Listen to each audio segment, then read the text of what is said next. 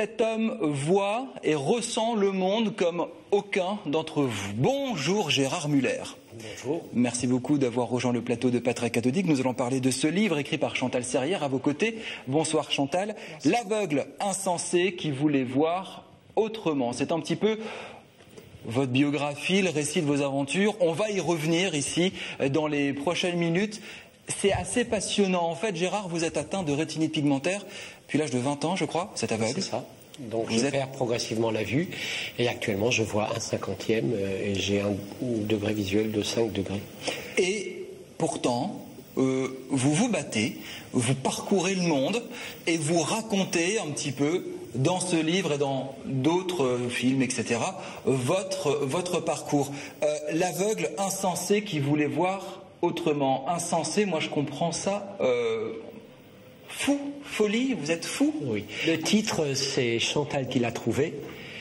Et donc un aveugle insensé qui voyait autrement. Et insensé, c'est vrai que ça me correspond bien, parce que c'est vrai que j'ai tous les ans j'ai toujours quelque chose en chantier. Et chaque fois que j'ai un nouveau projet, on me traite un peu de fou. Donc insensé, c'est un peu fou. On va en parler de ces projets. Alors vous avez fait Pékin-Londres en vélo, 127 jours. Vous êtes arrivé la veille de l'ouverture des Jeux paralympiques. Vous avez fait le pèlerinage à Compostelle. Vous revenez de Bali. Voilà le genre de truc dans lequel vous lancez. Alors que vous êtes aveugle, vous ne voyez rien. Qu'est-ce qui vous prend? Écoutez, d'abord, le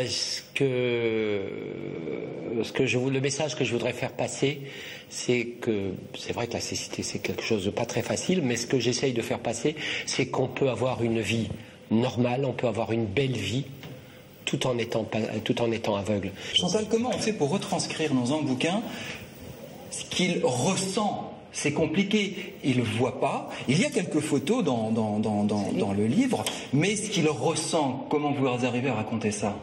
D'abord, ça se fait sur 4-5 mois.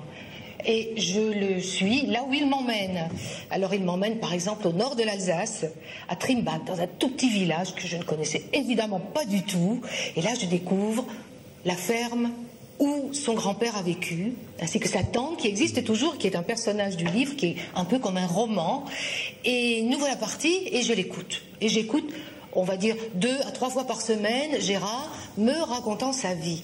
Et surtout, ce que j'essaie de faire, c'est de ne pas interrompre la fraîcheur de son discours. Gérard, oui. Je veux vraiment savoir ce que vous voyez quand vous êtes à Bali, quand vous voyez toutes les merveilles du monde, Pékin, Londres. Je ne sais pas si vous nagez avec les hippocampes dans les eaux tropicales. Qu'est-ce que vous voyez? Je vois, d'abord, physiquement, qu'est-ce que je vois? Je vois à travers un brouillard, je devine une silhouette, je devine parfois un sommet, je devine parfois un personnage. Donc, techniquement, voilà pas grand-chose, mais au-delà, il y a la description. Par exemple, quand je fais Pékin-Londres, il y a mon pilote, Dominique Brunel, qui me décrit un certain nombre de choses. Par exemple, au Kyrgyzstan, il me dit... Donc voilà, vous voyez à travers la parole de l'autre. À travers la parole de l'autre, à travers des bruits, à travers des sons, à travers des odeurs.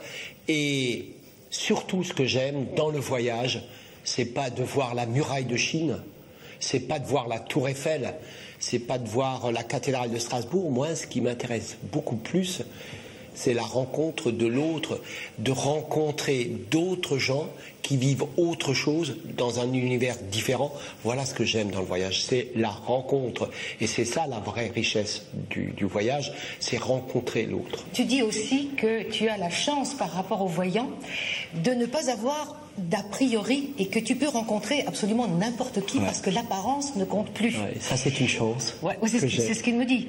Sur le chemin de Compostelle, par exemple, tu rencontres n'importe qui. Je veux dire, qu'importe l'apparence, c'est ça. Oui. En fait, j'ai un gros avantage, c'est vrai par rapport à vous. Oui. Il n'y a pas que des effets négatifs, il y a des effets extrêmement positifs. C'est que j'ai par rapport à vous, lorsque je rencontre quelqu'un, je n'ai aucun a priori par rapport à son apparence physique, couleur de peau, par rapport à sa couleur de peau. Et souvent dans la rue, il y a des SDF, des gens un peu marginaux, qui me disent à moi, qui suis je reconnais, qui suis un bourgeois, me disent « toi, t'es comme nous ». Et j'ai essayé de comprendre, mais c'est vrai que quand je rencontre un SDF, quand je rencontre quelqu'un qui a une autre couleur de peau que moi, il n'y a pas ce regard qui juge. Est-ce que c'est une manière de renier la maladie? Est-ce que c'est une manière d'être dans le déni, de dire « je suis malade, je suis aveugle, je vois de moins en moins, je refuse ».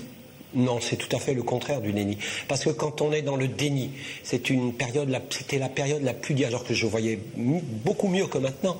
Quand j'étais dans ce déni, ça remonte à 15-20 ans, je refusais tout. Je sortais pas de chez moi. Il faut savoir une chose, c'est que la plupart des aveugles, 90% des aveugles ne sortent pas de façon autonome de chez eux et restent cloîtrés chez eux. Ils restent cloîtrés, pas uniquement pour des raisons techniques, parce que c'est vrai que c'est un peu plus difficile de marcher avec une canne, bien que ça s'acquiert et ça s'apprend, mais ils ne sortent pas de chez eux pour une unique raison, c'est par rapport au regard de l'autre. Et c'est vrai, c'est ce qui fait que beaucoup de gens ne sortent pas, et ça je l'ai dans tout le monde, j'ai retrouvé ça. Les aveugles se cachent, se calfeutent chez eux et ne se montrent pas.